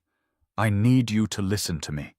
Truly listen, because I am going to tell you something I have never told another living soul." He paused, seeming to gather himself, and then continued with quiet intensity that held her absolutely still. "I have been the Duke of Ashworth since I was 19 years old, when my father died and left me with a title, vast estates, and responsibilities that terrified me. And from that moment forward, I have been pursued, courted, flattered, and sought after by every family with a marriageable daughter in England." He smiled without humor, his blue eyes dark with memory. "I have been loved for my rank, for my wealth, for the consequence I could bring to a family, but never, not once in 13 years, has anyone looked at me and seen Alexander, just Alexander, the man beneath the title who is lonely and uncertain and desperately hoping that somewhere in this world there is someone who might value him for who he is rather than what he possesses." His voice dropped lower, became almost a whisper. "And then I saw you across that ballroom, standing alone with such dignity while cruelty swirled around you, and I watched you refuse 3 proposals from men who saw you as convenient rather than cherished. And I saw a woman who valued herself enough to demand genuine regard. And I thought, there is someone who understands what it means to be valued for one's true self rather than surface attributes. Eleanor was weeping now, silent tears streaming down her face, and Alexander reached up to brush them away with gentle thumbs. "I am falling in love with you, Eleanor Pembroke," he said, and the words seemed to cost him something, a vulnerability she understood because she felt it herself. "I have been falling in love with you since that night, and it has nothing to do with duty or convenience, and everything to do with the fact that when I am with you, I feel seen and known and valued in a way I have never experienced, and the idea that you think you are not enough, when you are everything I have been searching for without knowing it, breaks my heart." She could not speak, could only look at him through her tears, and he said softly, "I know you are afraid. I am afraid too. Terrified that I will somehow fail you or lose you. But Eleanor, my darling Eleanor, please do not let the cruel words of small-minded people rob us of what we might have together. Please trust what we have found. Trust me. Trust yourself." And Eleanor, feeling something break open in her chest, said in a voice barely above a whisper, "I love you, Alexander. I love you so much it frightens me." He pulled her into his arms then, holding her as if she were the most precious thing in his world, and they sat together in the afternoon light, hands clasped, fears confessed, 2 lonely people who had found in each other exactly what they needed, and the weight of mutual vulnerability settled between them, not as burden, but as the foundation of something real and true and worth fighting for. Alexander sent a note to Eleanor 3 days after their confession in the drawing-room, the message brief but carrying an undertone of significance that made her heart quicken as she read the careful script, requesting that she and Lady Catherine join him for a private dinner at his London residence on Friday evening, and Eleanor spent the intervening days in a state of nervous anticipation that she tried and failed to hide from her aunt, who watched her with knowing eyes, and made no comment except to insist that Eleanor wear her finest gown, the blue silk that brought out the color of her eyes and made her feel almost beautiful. The evening arrived with a soft spring rain that misted the streets and made the carriage lamps glow with haloed light, and Eleanor sat beside her aunt watching the city pass in a blur of wet cobblestones and golden windows, her hands twisting in her lap until Lady Catherine reached over and stilled them with a gentle touch and a small, encouraging smile. The Duke's London residence was a magnificent townhouse in Mayfair, all elegant proportions and understated wealth, and Alexander himself met them at the door, his eyes finding Eleanor's immediately with an intensity that made her breath catch, and he took her hand and held it, perhaps a moment longer than propriety dictated, before greeting Lady Catherine with warm courtesy. The dinner was intimate, served in a smaller dining room rather than the grand formal space, and Alexander kept the conversation light and easy, drawing Lady Catherine into discussions of books and music and the latest theatrical productions. But Eleanor could sense an undercurrent of purpose beneath his charm, a tension in the set of his shoulders that suggested he was working toward something. When the meal concluded, he suggested they retire to the music room for coffee, and Lady Catherine, bless her, claimed a sudden need to rest her eyes after the rich food, and settled herself in a comfortable chair by the fire in a corner of the room with her book, positioned where she could technically chaperone while being effectively out of earshot.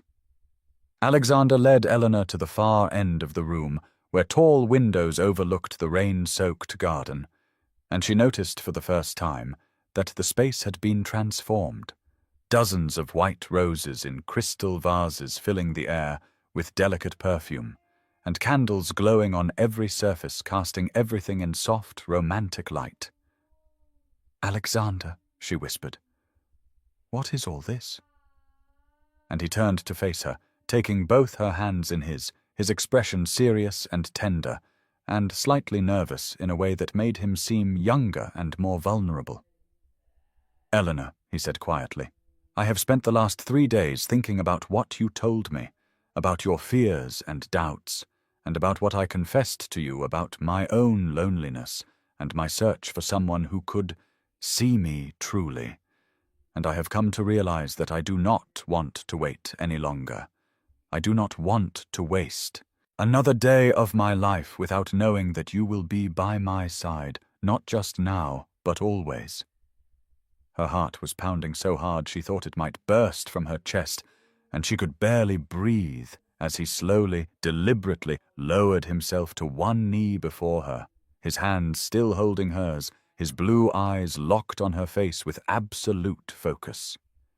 He reached into his waistcoat pocket and withdrew a small velvet box, opening it to reveal a ring of breathtaking beauty, a sapphire the color of midnight surrounded by small diamonds that caught the candlelight and threw it back in brilliant sparks. "This ring belonged to my mother," he said, his voice rough with emotion. "It was the only piece of her jewelry my father could not bear to part with after she died, and he gave it to me on his deathbed, and told me to give it only to a woman I loved with my whole heart, a woman who would be my true partner in every sense." Eleanor was crying now, tears streaming silently down her face, and Alexander smiled up at her with such love that she felt her heart might break from the fullness of it. "Eleanor Pembroke," he said, "you are that woman. You are everything I have been searching for without knowing it. You see me not as a duke, but as a man. You challenge me and comfort me, and make me believe that I might deserve happiness. And I love you more than I thought it possible to love anyone." He paused, drew a shaking breath, and said, "Will you marry me? Not because it is suitable or convenient or expected, but because you love me as I love you. Because together we might build a life of genuine partnership and joy. Because I cannot imagine spending my days with anyone but you." "Yes," Eleanor whispered, then said it again louder, her voice breaking with joy. "Yes, Alexander, yes, I will marry you. I love you so much." He rose swiftly, slipped the ring onto her finger where it fit as if made for her, and then pulled her into his arms and kissed her with a tenderness and passion that made the world fall away until there was nothing but the two of them, and this perfect, transcendent moment of promise and love. Alexander insisted they announce the engagement not quietly, through the usual channels of morning calls and printed notices, but publicly and immediately in a manner that would leave no room for society to question his intentions or diminish what Eleanor meant to him. And so 2 days after the proposal he escorted her to the theatre, choosing an evening when he knew all of fashionable London would be in attendance for the opening night of a celebrated new production.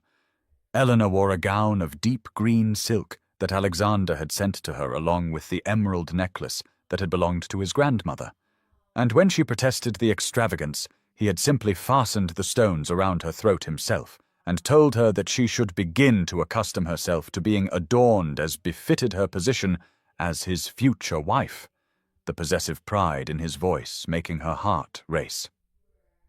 They arrived fashionably late, entering the theatre when the boxes were already filled and the lobby crowded with society's elite taking the air before the performance, and Eleanor felt every eye turn toward them as Alexander guided her through the crowd with his hand firmly at her back, his bearing that of a man who was utterly certain of his choice and prepared to defend it against any who might dare to question. He had secured the Duke's box, the most prominent in the theatre, positioned where they would be visible to virtually everyone in the house, and as they took their seats, Eleanor was acutely aware of the whispers rippling through the audience, the opera glasses turned in their direction, the speculation that was surely intensifying with every moment. Lady Catherine sat to Eleanor's left, beaming with unconcealed delight, while Alexander remained standing, his tall figure commanding attention. And when the interval arrived and the theatre erupted into the usual social chaos of visiting between boxes, he did not sit, but instead drew Eleanor to her feet and positioned her beside him at the front of the box, where the light from the chandeliers illuminated them both. He raised his hand for silence, and such was his authority that the murmur of conversation actually died away, hundreds of faces turning upward to look at them with undisguised curiosity. And Alexander said, in a voice that carried clearly through the theatre, "I have the great honor to announce my engagement to Miss Eleanor Pembroke, and I hope you will all join me in celebrating the fact that the most intelligent, compassionate, and remarkable woman in England has consented to become my Duchess." The silence held for one breath, two, and then the theatre erupted, applause and exclamations of surprise and a few gasps of shock. And Eleanor stood frozen beside Alexander, her hand in his, feeling the weight of 1,000 eyes upon her, and seeing in the faces below a kaleidoscope of reactions. Lady Isabella Montague sat in a box across the way, looking as though she had been struck, her face pale and her mouth compressed into a thin, bitter line, while beside her several other ladies who had whispered cruel things about Eleanor over the years stared upward with expressions ranging from disbelief to poorly concealed envy.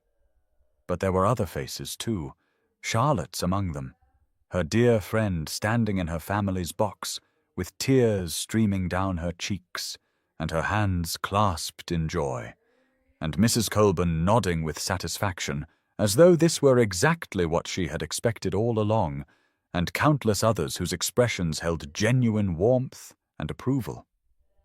People began to move toward their box immediately, a stream of well-wishers climbing the stairs to offer congratulations, and Alexander kept Eleanor close to his side, his arm around her waist in a gesture that was slightly improper and absolutely unmistakable in its possessiveness and pride.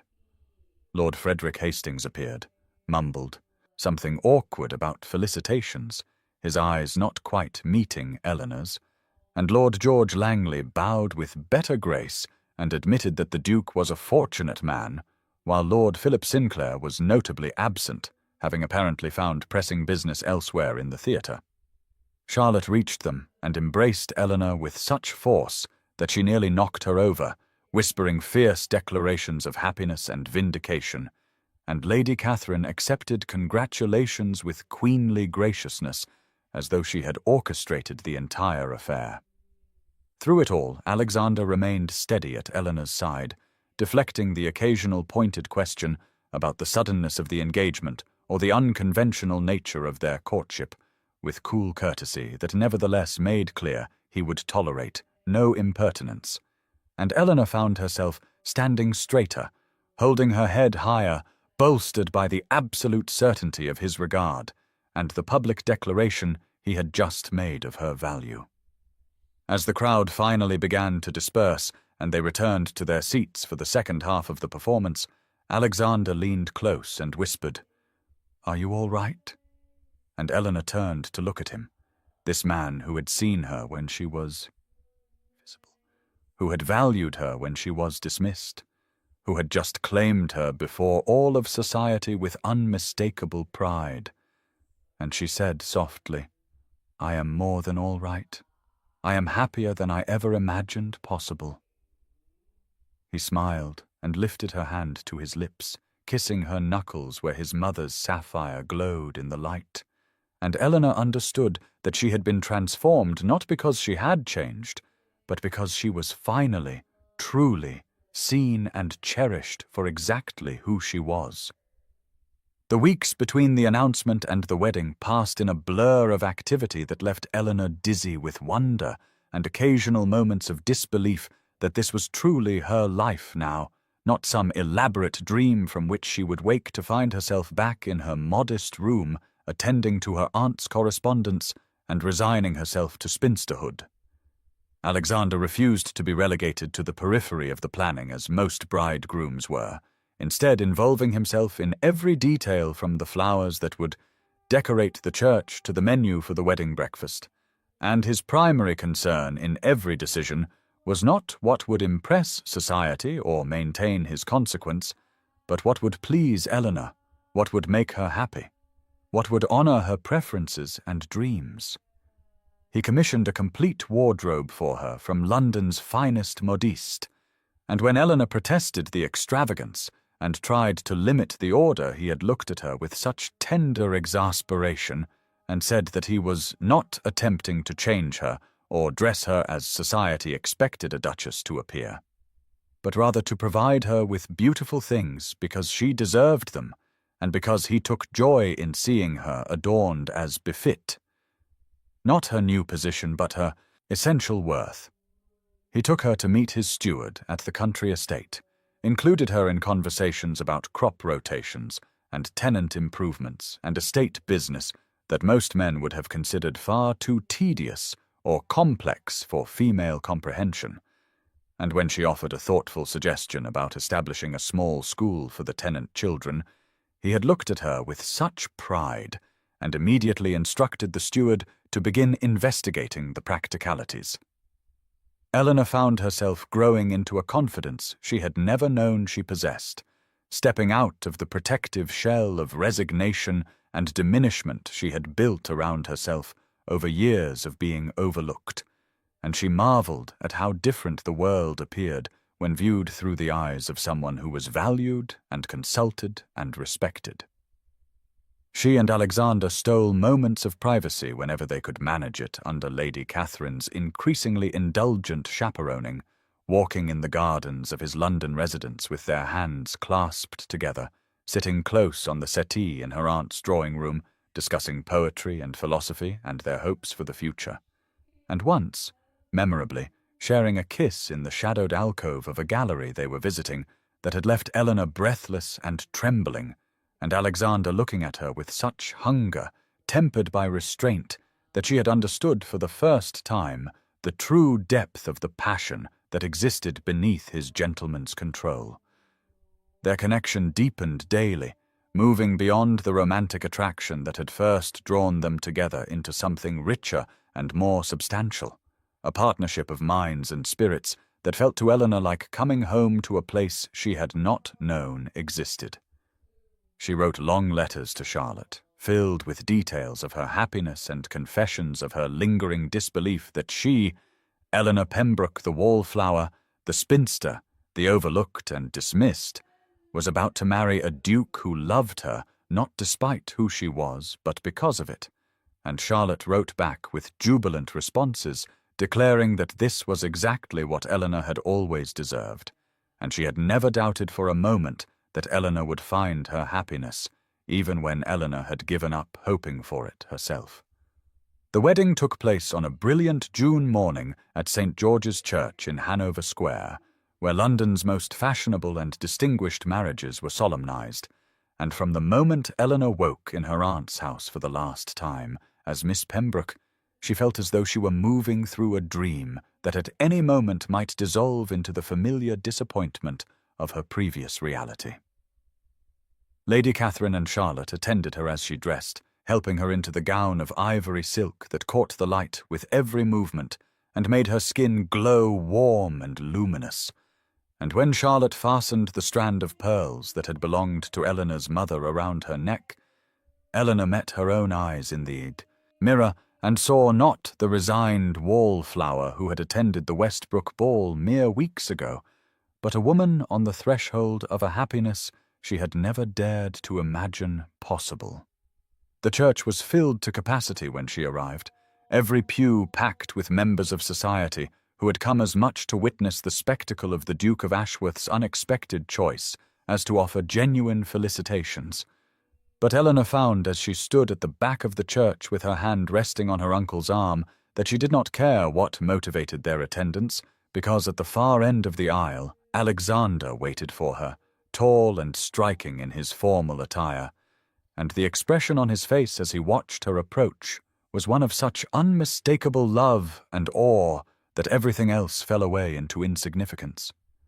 She walked toward him with steady steps, her eyes locked on his, and she saw the way his throat worked as he swallowed, the slight tremor in his hands that he clasped behind his back, the absolute naked emotion in his gaze that told her more clearly than any words that he was as overwhelmed by this moment as she was.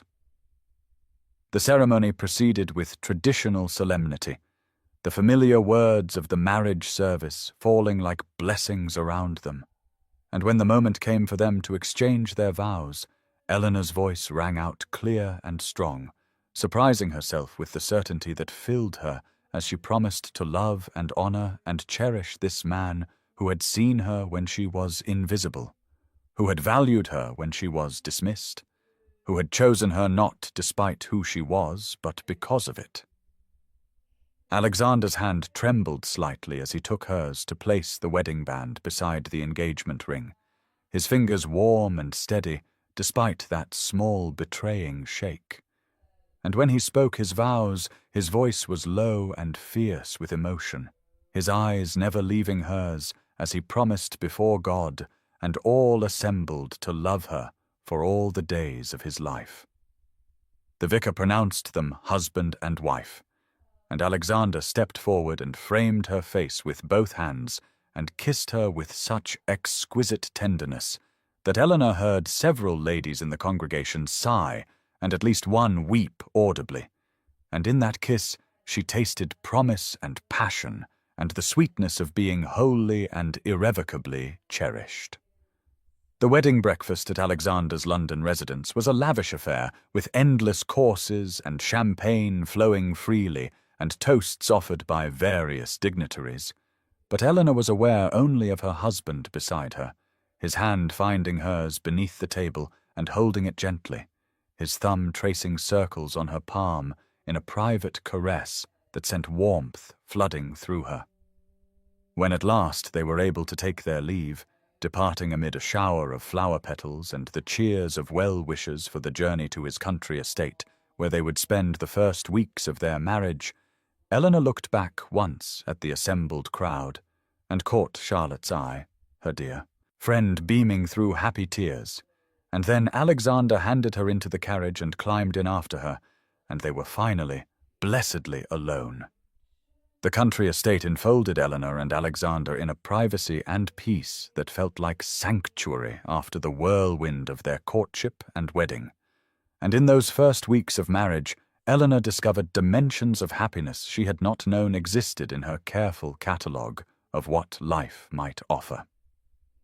Alexander insisted on showing her every corner of his world, from the grand staterooms that were opened only for the most formal occasions, to the small study where he conducted his estate business, to the rambling gardens that had been his mother's pride, and which he had maintained lovingly in her memory. And in each place he asked for Eleanor's thoughts and opinions, not as polite courtesy, but with genuine interest in her perspective, implementing her suggestions with an eagerness that made her understand he truly meant for her to be his partner in all things. The household staff, accustomed to years of bachelor management under their duke's capable but solitary direction, regarded Eleanor with initial uncertainty that was perhaps tinged with protective wariness on behalf of their master, whom they served with deep loyalty.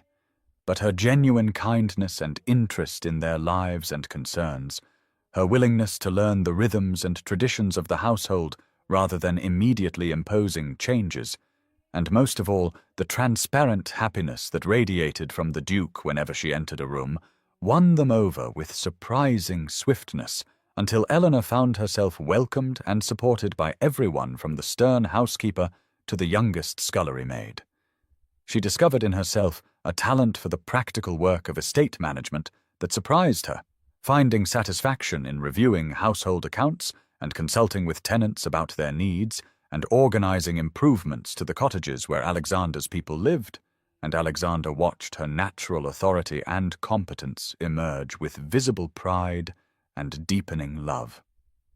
Their physical intimacy, which Eleanor had approached with equal parts anticipation and trepidation born of innocence, and the vague warnings unmarried ladies received about marital duties proved to be a revelation of tenderness and passion that left her marveling at the joy of being desired and cherished and known in the most intimate sense. And Alexander's patient consideration combined with his own evident pleasure in their union taught Eleanor that this aspect of marriage was not duty but gift, not obligation but celebration. They spent long summer evenings in his library, reading aloud to one another, or engaged in animated discussions of philosophy and literature, and they walked together through the estate planning future improvements and dreaming aloud about the life they would build together. And sometimes they simply sat in companionable silence, doing nothing more than existing in one another's presence, which Eleanor found as precious as any conversation.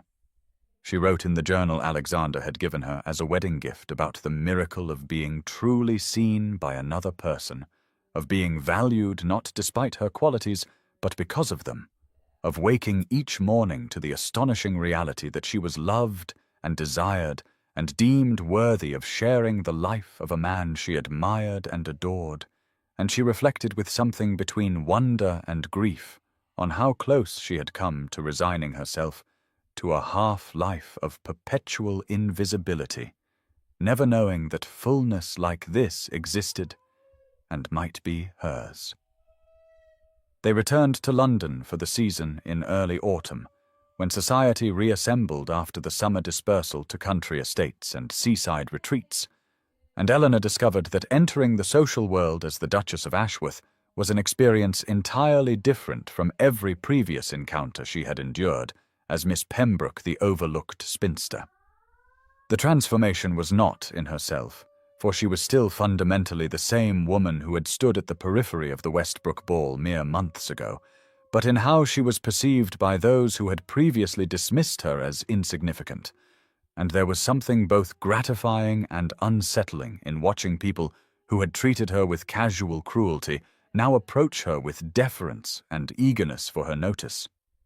Lady Isabella Montague, who had mocked her so viciously, now smiled with brittle determination whenever their paths crossed, and spoke with false warmth about how she had always known Eleanor possessed hidden qualities, and Eleanor met these overtures with cool politeness that fell just short of rudeness, unwilling to pretend the past had not occurred, but equally unwilling to engage in open hostility that would reflect poorly on Alexander.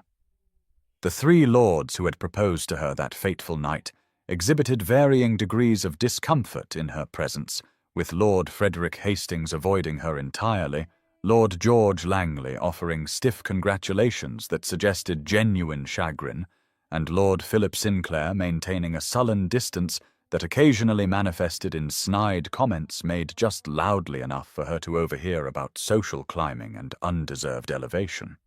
Alexander, attuned to every slight directed at his wife, responded to these instances with icy courtesy that made clear any disrespect toward the Duchess would be remembered and answered, and Eleanor found herself both protected by his position and increasingly confident in her own right to occupy the space she now held.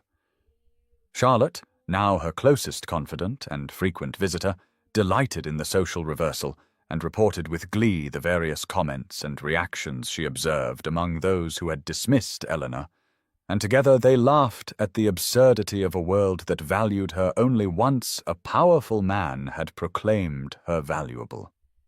Yet Eleanor found she could not entirely embrace the satisfaction of vindication, because she understood too well that the same arbitrary cruelty that had once been directed at her was now being visited upon other women deemed wanting by society's merciless standards, and she began quietly using her new influence to extend kindness and recognition to those wallflowers and spinsters who reminded her of her former self. Mrs. Margaret Colburn, the kindly older widow who had always treated Eleanor with respect, became a particular friend and ally in these efforts, and together they hosted small gatherings that included women's society overlooked, creating spaces where intelligence and character were valued above youth and conventional beauty. Alexander supported these endeavors wholeheartedly, proud of Eleanor's compassion and her refusal to forget where she had come from, and he often remarked that her generosity of spirit was among the qualities he most admired in her. At a particularly glittering ball hosted by the Duke and Duchess of Somerset, Eleanor stood beside her husband receiving guests and caught sight of a young woman of perhaps 25 standing alone near the windows, with the resigned expression Eleanor recognized all too well, and she excused herself from Alexander's side and crossed the room to engage the woman in conversation, learning her name was Miss Sarah Thornton, and that she had been in London for 3 seasons without receiving a single offer. Eleanor spent the remainder of the evening ensuring Miss Thornton was introduced to suitable partners and included in conversations, and when she rejoined Alexander, he took her hand and raised it to his lips and told her she was extraordinary.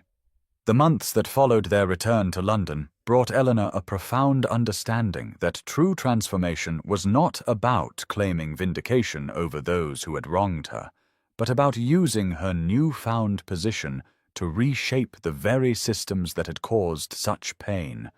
And she threw herself into this work with a passion that surprised even Alexander, who had known from the beginning that his wife possessed hidden depths of compassion and determination.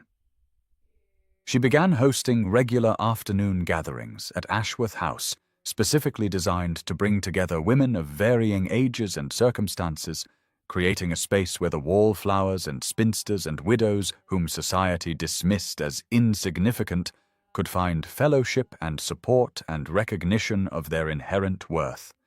And Mrs. Margaret Colburn became her devoted partner in these efforts, the two of them carefully curating guest lists that mixed the socially powerful with the socially vulnerable in ways that gently challenged the rigid hierarchies that had caused Eleanor such suffering. Miss Sarah Thornton, the young woman Eleanor had befriended at the Somerset ball, became a regular attendee and gradually blossomed under the warmth of genuine acceptance, her natural wit and intelligence emerging once she no longer felt the crushing weight of constant judgment, and Eleanor experienced a particular joy in watching this transformation that reminded her of her own journey from invisible wallflower to celebrated duchess. Alexander observed his wife's charitable work with undisguised pride and actively supported her efforts by ensuring that the men in his social circle treated these gatherings with respect rather than condescension, and he made a point of dancing with the wallflowers at balls and engaging the overlooked women in conversation at parties, using his considerable social influence to signal that intelligence and character deserved recognition regardless of age or conventional beauty. Yet Eleanor discovered that not all battles could be won through gentle influence and kindness, for Lady Isabella Montague continued her campaign of subtle cruelty, directed now not at Eleanor, whom she could no longer safely attack, but at the women Eleanor championed, making pointed remarks about charity cases and social climbers whenever she encountered Eleanor's protégés at social events. The situation came to a head at a particularly glittering reception hosted by the Countess of Pemberton, when Lady Isabella made a cruel comment within Eleanor's hearing about Miss Thornton being a pitiful hanger-on who survived only through the Duchess's misplaced sympathy, and Eleanor felt something cold and fierce rise within her that was entirely different from the resigned acceptance with which she had once endured similar cruelty directed at herself.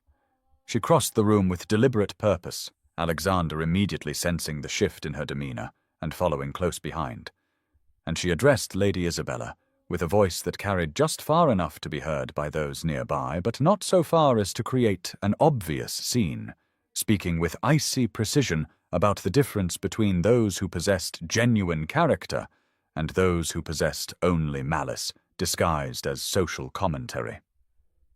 Lady Isabella sputtered and attempted to laugh off the rebuke, but Eleanor continued with calm relentlessness, suggesting that a woman who derived satisfaction from diminishing others revealed far more about her own inadequacies than about her targets, and perhaps Lady Isabella might consider whether her desperation to feel superior suggested a deep insecurity about her own value beyond the accidents of birth and fortune.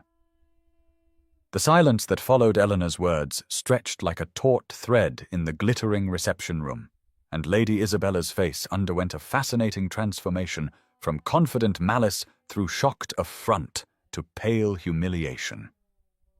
As the reality settled that the woman she had once tormented with impunity now possessed both the social position and personal conviction to publicly challenge her cruelty without consequence. Alexander moved to stand beside Eleanor, his hand coming to rest at the small of her back in a gesture of unmistakable support, and his presence seemed to amplify her words as the nearby guests absorbed what had just transpired with expressions ranging from scandalized delight to uncomfortable recognition of their own complicity in similar cruelties.